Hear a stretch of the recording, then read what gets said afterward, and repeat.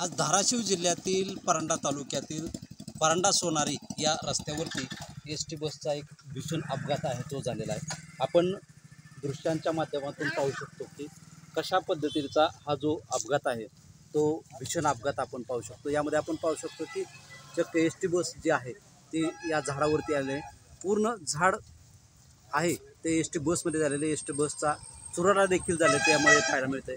आपल्याला मिळालेल्या प्राथमिक माहितीनुसार या एस.टी. बसमध्ये जवळपास 23 जण प्रवास करत असल्याची प्राथमिक माहिती मिळालेली आहे। यामध्ये एक जणाचा मृत्यू झालेल्याची माहिती आहे।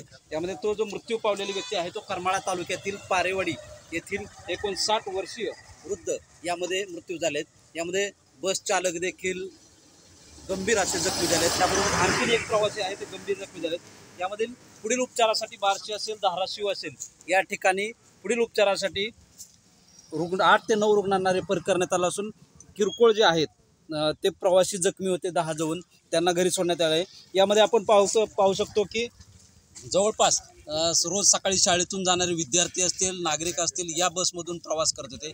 यामध्ये कंडारी असेल, सोनारी असेल, रोहकल असेल आदी भागातील प्रवासी व विद्यार्थी परंडा येथे जात असताना हा अपघात घडला आहे। परंतु अद्याप अपघात हा कशाने घडला याची माहिती आहे ती अद्यापपर्यंत मिळालेली नाही।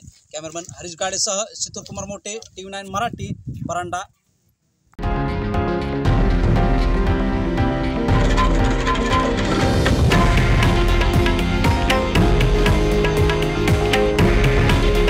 हे आहे देशातील नंबर 1 न्यूज नेटवर्क आणि आपण पाहत आहात TV9 मराठी। काळजी तुमची, हित महाराष्ट्राचं।